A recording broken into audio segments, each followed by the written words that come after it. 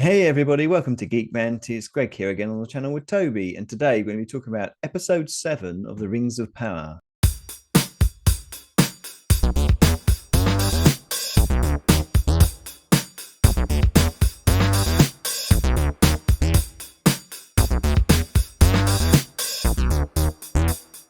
Hey everybody, thanks for joining us today. We're going to be talking about the Rings of Power, but obviously don't forget at the end of the show we've got our competition, so have a look in the description for how to enter that. Today we're going to be talking about Rings of Power, episode 7. This was called The Eye, and the eye. we, This is we, this is we, we were just talking about this, weren't we? we briefly talking about this, why it was called The Eye. Yeah. Now you said Eye of the Storm, which I think is quite a nice reason for it. I thought maybe it's because her eye is the first thing you see. It's very close up with all the dust on the eye. Yeah. The only other eye is in Lord of the Rings was the Eye of Sauron, wasn't it? But that's like after he's become disembodied.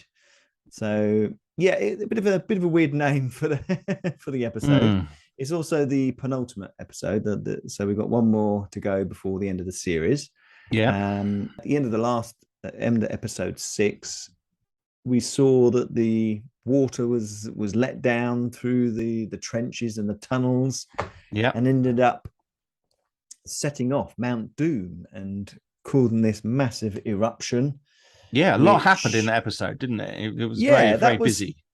That was a more busy episode, wasn't it? And they've managed to slow the pace down again. They don't want to literally. Let's put it nicely. Too carried away with some plot developments. So see the aftermath of what went on, how and this for me was so many little things within all of this that you could say, what the hell? It was crazy. There were so many things that just on that last episode that they could have just dragged across a little bit, and added some substance to this episode. It was elements of where you saw Galadriel just standing there and letting this superheated pyroclastic cloud come washing over her, and yet she just woke up. She was fine. Other people were burned and injured, and she was totally fine, wasn't she? She had some ash all over her, but it was all there were some bodies, weren't there? There were bodies. There were people like Pompeii, where they've been petrified by the ash.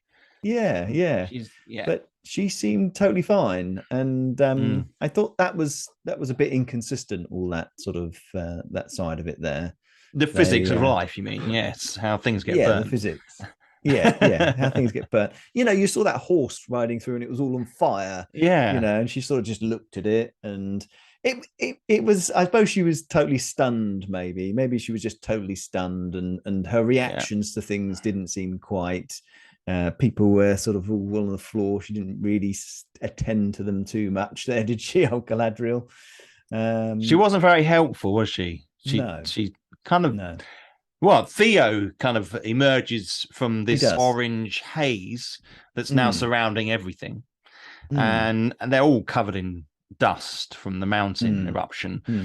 And Galadriel greets Theo, calls to him. And they seem to sort of just team up and then just wander off, don't they? That was the thing. Everyone seemed to just wander off, didn't they? And then be on their own path to go back to this camp. And I thought, well, they were all just there. Surely they would have just got together there and then you'd think, wouldn't you? Back to the camp. It was a bit weird. There were some people, under debris, under buildings buildings had fallen down. All the buildings seem to be destroyed and fallen down. All the people were totally fine. A lot of them were totally fine. I was like, how does that work? We had to suspend our disbelief with this one, didn't we? So we kind of led to believe, there's only a few people that are wandering around. There's some. We come to Isildur, don't we? They're much more into helping people. They're trying to move things off their friends, get them out. One of them dies. One of them's died. Pretty much he's not really much of a character in it anyway. No. And it's like one of his mates. And Isildur gets caught in a building, isn't he? And everything falls down on Isildur. I mean, the problem that I have with this is we know he's not going to die because he severs the ring from Saruman. He has a major role, doesn't he, to play?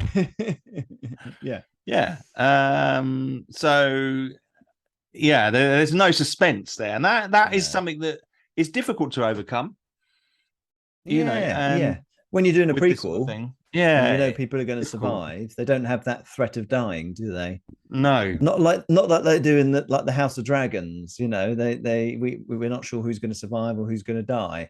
Exactly, and probably everybody will die, but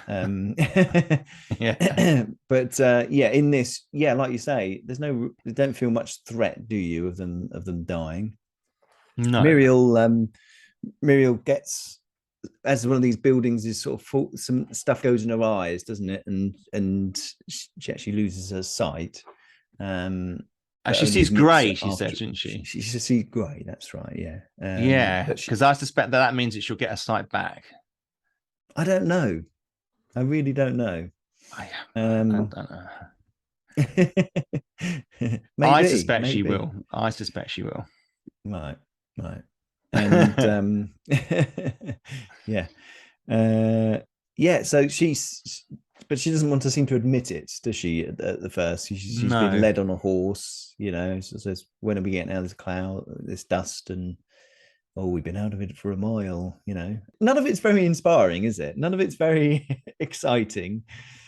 No, and there are some pretty dodgy performances in this episode as well. I think. Yeah. We see Elendil reacting with Muriel, and Elendil he's finds out about his son. So who they didn't find his body, they didn't check.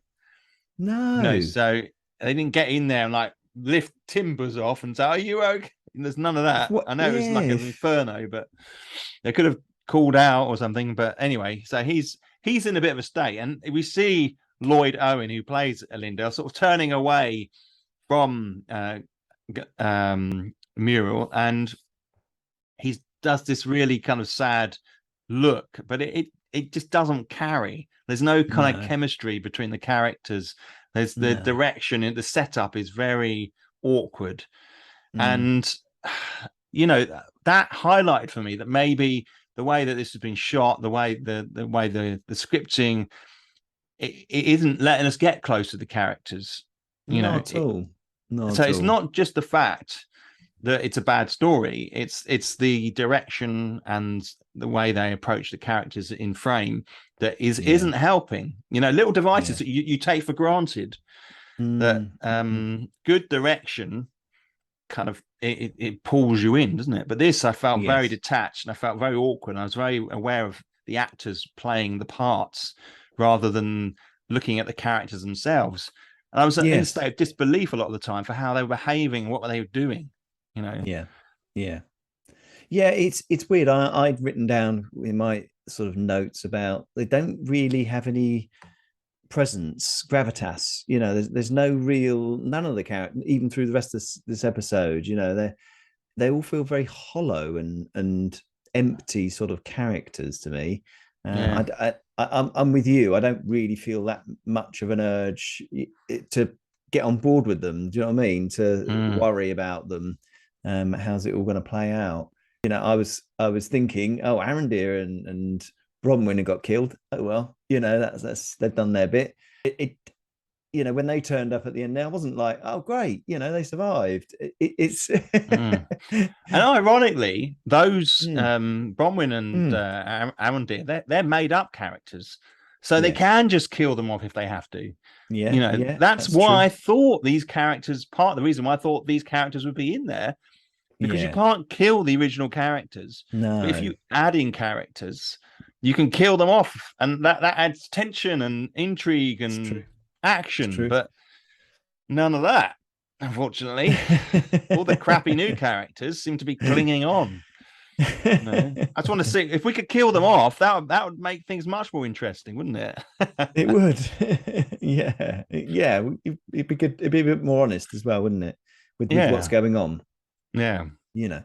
It seems a major volcano erupted, and we've only lost a couple of people. And don't forget they were attacked by a large force of orcs beforehand as well. Yeah. So there's that side of it. Yeah. But obviously they regroup, don't they? They go off, they regroup, and decide, we're going to head back to Numenor.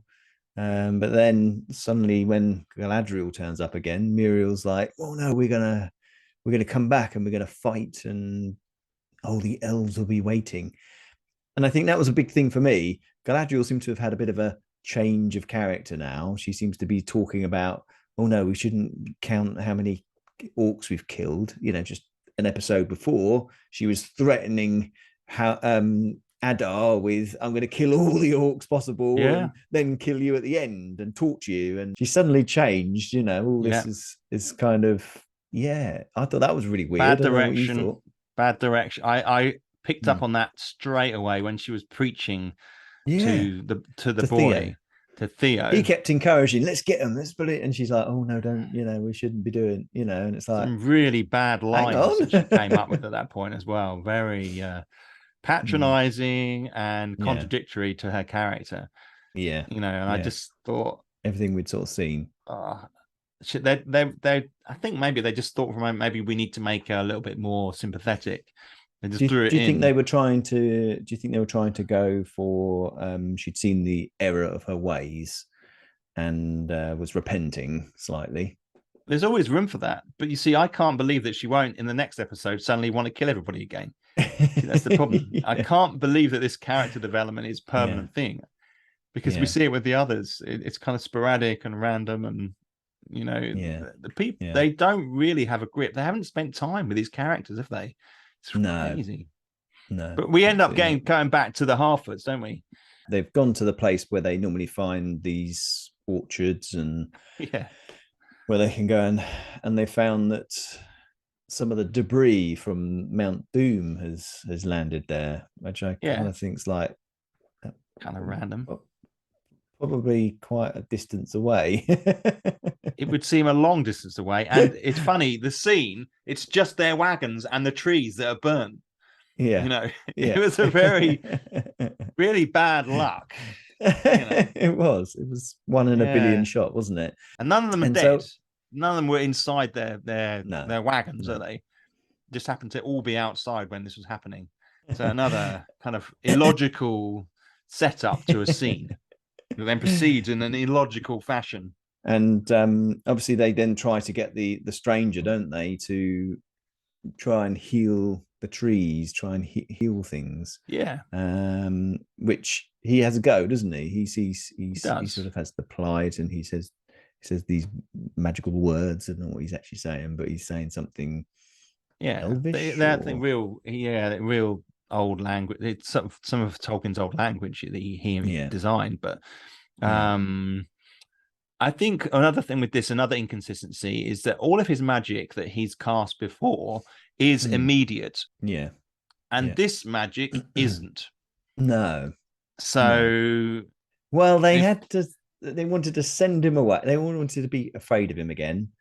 And then they wanted to send him away, and now they've got to have like a purpose, because at the moment all they're doing is migrating, and there's not real much for them to do.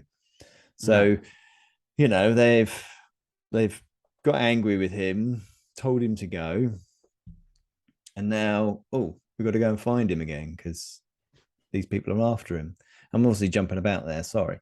I mean, basically this cult turns up, doesn't he? And Nori, she sees them, calls out to them, and suddenly they magic right next to her and then burn all their huts. Don't say anything and then disappear again. It's completely stupid. I mean, it's so illogical. Yeah. I think this is another added thing, isn't it? That nobody seems to know what they're trying to do with this, but we we kind of sense that we'll get that they're trying to find the stranger, aren't they, and track him down, which is fine. But then we need some clues. You know, we need to be given some breadcrumbs so we can follow along the trail. But at the moment, it's just kind of bang in your face, and you don't know what is that. Yeah. I think the other thing that's grating on me a bit is their accent. You know, when Lenny Henry's talking in his sort of Irish type accent, I don't know what it is, because I've always known him as a comedy performer, as someone who he did a lot of characters, didn't he, in his sketch shows, sort of silly characters. And then when he's talking like this, I'm looking at him and thinking, oh my God, he's one of these silly characters he's created, you know, with making fun of an Irish sort of voice, you know, and I can't take him seriously. You know, it's a shame if it's just speaking a bit more normally. Well, I don't know. I don't know if you forming a little group, don't they? I do. He's quite old now, isn't he? So it's been a while, and I think he's done things like Othello and some serious acting parts. So I think true. He's given himself a bit of a leeway to sort of move into that field. But I think he's all right. But the problem is, I'm not wowed by him. What you got to think of is this is how I feel, like you feel about Cassian. No, it's fine. It's fine. I can understand completely what you're saying, because I can vividly remember some of those hilarious characters that he created. Which I love. Incidentally, I might actually watch some of that. That's really I might get the same effect as you then if I do that. So maybe I should. With this, they're really struggling with originality with this show. I think what this shows, because they basically form a group of 4 hobbits, don't they, that then go off searching for the stranger. And I think that there are numerous nods throughout this episode to the original films. I know what you're going to say. Yeah, exactly. That was just another nod, wasn't it? It was like Frodo and and he's Pippin and Merry going off, his companions, you know, and Samwise, you know. Sam comes out straight away. I'm going with you. Don't worry about it, you know. And there's that whole thing. And then there was a couple of moments. There's one moment where they hide. And it's exactly like when the Nazgul come past the Hobbits. Yes, that's right. When the orcs are walking above them on that thing, and they just him and Galadriel carry out. I know. It's so. But you do one nod, but then you leave, then you create some of your own moments. But they can't seem to do that. No. And it's easy for us to sort of, you know, if you're going to hide from somebody, you might hide in that sort of scenario. But you would try and make it less like the original films, wouldn't you? You would purposely think, oh, that looks too much like that scene, let's just change it, because all it's going to do is fuel this sort of conversation that they're just taking these bits, trying to replicate it. It's weird, isn't it? It's weird, their approach with it. I think some of the lines are kind of got some similarities in their approach to things. We obviously had Durin and Elrond. It feels like it's going backwards and forwards quite a lot, doesn't it? Shall we dig? Shan't we dig? Shall we dig? Shan't we dig? I like Durin. I like the Durin character, but I can now, when you said in the past about the Elrond character, I've noticed it more with him now. He hasn't got that presence, has he? He hasn't got that sort of ability to hold his own with it, and he's looking. I don't know. There's some very weird moments between the two of them. Do you know what I mean? They're really taking that bro love to a next level, aren't they? They're taking it to a next level. Exactly. Yeah. You can call me by my secret name if you want. No, don't tell me. Don't tell me. Save it for another time. There's a lot of crying and a lot of weepy eyes, and I was just thinking this is a bit daddy issues. Weird. You know, and then the only really sort of strong character in there is his wife, and she's like, "You need to do this," you know, la la la la. And she's, I love her. I love her character and the actor who plays the part. I just think that the boys in this are being all a bit pathetic and you know, unforgiving. And I just thought that bit where he pulls off his golden crest or whatever is on his chest and throws it to the ground. You're no longer, that's not yours any longer. You won't inherit the kingdom. And I'm like, what? In that moment, you've disinherited your son. Just for that. He wouldn't even look in the hole, and there was this big old flipping cavern full of mithril. That we know the story. I like it how they just sort of literally knock down. Just do and suddenly 5 feet away. 5 feet away, there's a massive fucking cavern, with a whole load of mithril in it. Eventually a leaf flutters down through. He throws it, doesn't he? He throws it. He throws the king throws it through, and again that was like, and then suddenly all the way down, and then we've got the Balrog at the bottom, waking up because someone threw a leaf on his. It's like, well, he likes to keep his cave clean. So it did burn up. It did burn up. So it did. It's got ash everywhere. I think the Balrog, obviously, it's exciting to have a Balrog in the show, isn't it? We all love that. It's a great creature, and they've got the money to make this look spectacular. It does look good. I must admit, it does look. It did look good. Impressive. What the effects were like on that bit. I have to say the effects don't feel like they're so prominent anymore. They used that a lot in the first couple of episodes, didn't they? Were like showing all these cities, showing all these places, and it seems to have dropped away from that kind of visual. I think we've got a bit more used to it, haven't we? We're not so wowed by it now because it's not as new. I think. No. I think there were still some pretty amazing shots in there, but you're right. They have cut back a bit on it. And there's no real sort of looking at Celebrimbor, how this tower's being built. That's what I want to know. We're supposed to be. This is the rings of power. We're supposed to be moving towards, them creating the rings of power, but that doesn't seem to be. It's more we're creating Mordor now. But I suppose you need Mount Doom to be able to forge the One Ring. So. That's, I suppose, is why they're going down this route. But that whole bit at the end was a bit, just changing the name on the screen from Southlands to Mordor. That was terrible, wasn't it? That was a bit rubbish, wasn't it? Must have really. Did they not think how much grief they would get for doing that? A name change on screen at the end of the show, really? Did we really? We don't need anything like that. We're not stupid. People who watch Lord of the Rings aren't stupid, for God's sake. I mean, it's a deeply intense show about this complex history. There was one other thing in it that I really, really got my wick, and that was Halbrand talking about Mount Doom, and how he gets injured off screen, which is bizarre. So one of those more to that, and then they're told it's a mortal wound and he can't be moved. And then the next minute, we're seeing him getting on a horse because he's got to ride.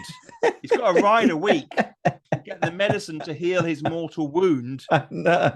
And you see, they're off riding. I know. That wound would be open in minutes. And the way he rides off like this. And it's like the wound would be all bloody. And that was, again...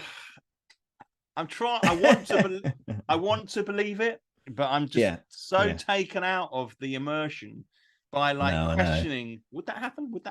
What's going on? Who are these people that just disappear? And I'm like, what's going on? There's too much of this other shit going on that it's distracting you from the actual show, isn't it? Does that make sense? Do you know what I mean? You're too distracted by these silly things.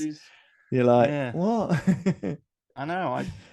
I think the thing is, I've just got to a point with it where I just don't really care. I don't care about any of the characters really. There's no real, anything drawing me in to like them or sympathize. I don't really like many of the characters.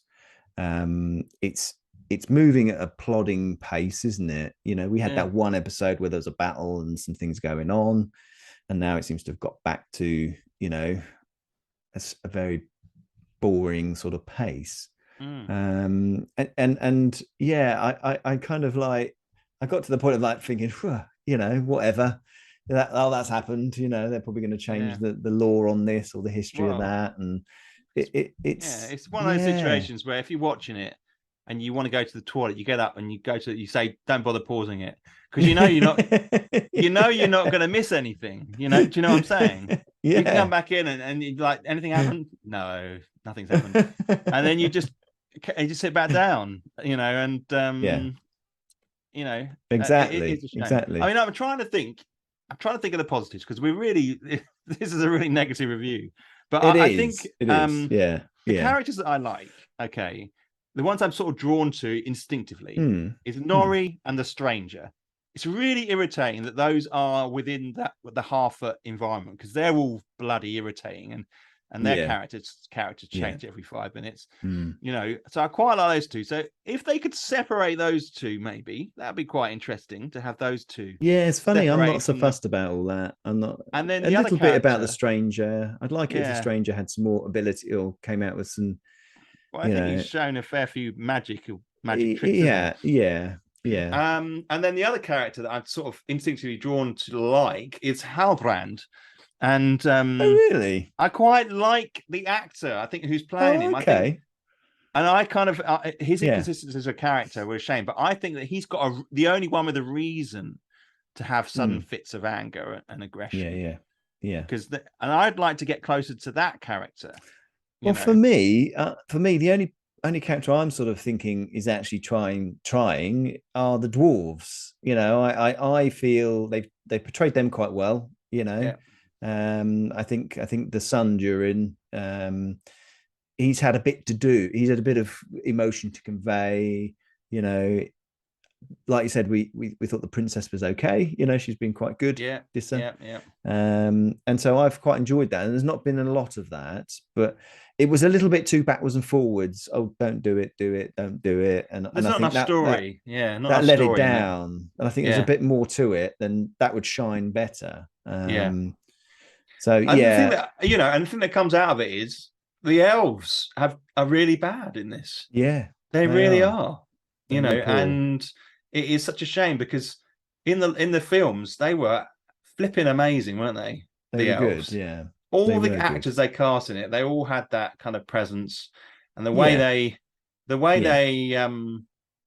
told them to speak slowly sometimes, like some majestic creature, and there's that kind of a lot of that, and they don't seem to do any of that. That's what I was trying to say earlier. Gravitas. The sort of the way they convey themselves, the way they hold themselves, and they they act. Yeah, it was definitely a lot better.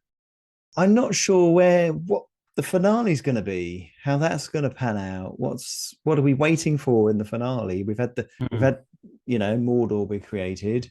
I was keen to see more of things to do with the rings, to be all that building of that tower or the fort foundry that they're gonna make. There's none of that. I'd like to see a bit more of that and how that all pans out. It doesn't seem like that's even a concern anymore, does it? No. It seems strange when we kind of know the gist of the story, and the key goals, build the tower. We do need Mount Doom for the one ring, but they've done that. But they seem to have a lot of focus on this made-up stuff that they've put in. And I was also thinking, the Halbrand character, he wasn't Sauron wasn't ever called Halbrand, was he? He had another name, Anathar or something, and I wondered, would they have killed his character? The Halbrand character disappeared, and that he takes a new form and goes and does the deed. Starts to teach them how to craft these rings and take that forward, because that's got to happen somewhere. But now she's taking him to the elves, so they're going to meet him as Halbrand. So it seems a bit odd, that's happening. I kind of thought they should keep it separate, but use that as a chance for him to now say, "Oh, Halbrand died," and this other character will go and do the trickery with the rings, So I'm kind of wondering what's going to be the end of the series, how they're going to finish it off, how they can conclude it. Yeah, don't get your hopes up. I mean, I think that I think as they approach the end of this series, they face a number of issues that they're really going to have to think very carefully about, because apparently the next one's in 2025 or something like that. Yeah, it's a couple of years away, isn't it? It is. And I'm kind of thinking to myself, I like that Halbrand character, but and this is the big question, and then maybe we should talk about this sort of thing once this season's over and we can have a bit of a summary. But I'm thinking, should they recast Galadriel? Right. Could they do something like that? Yeah. You mean get a good actor? Yeah. I mean, she doesn't fit the role. No. And there's been a lot of criticism. Yeah, definitely.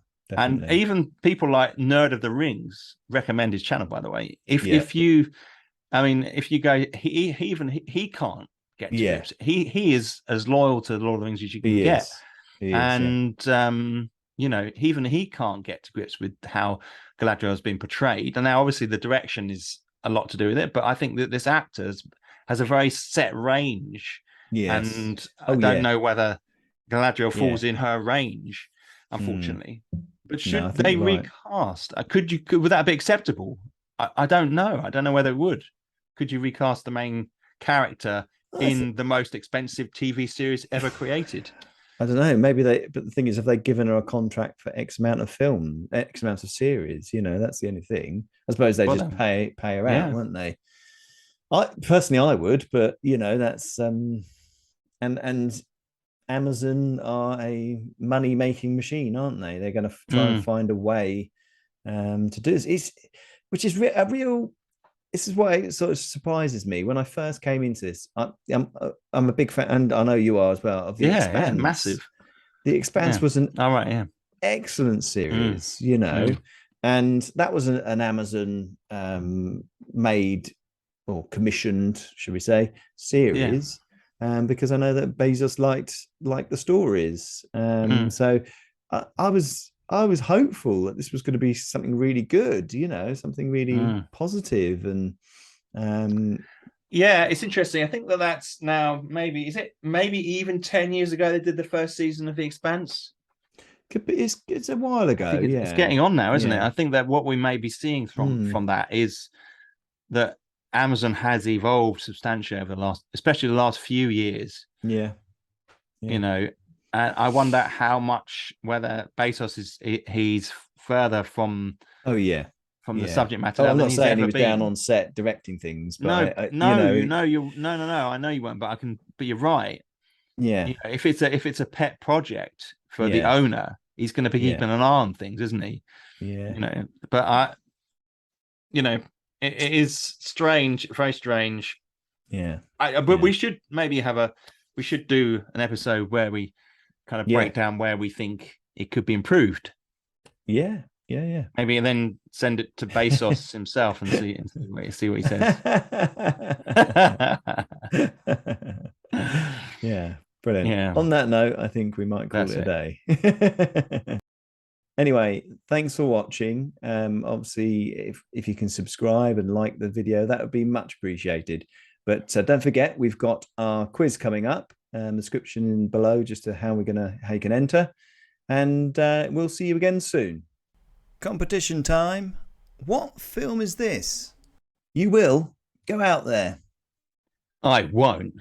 And nothing you can say will make me. The show must go on. Damn you. Damn you.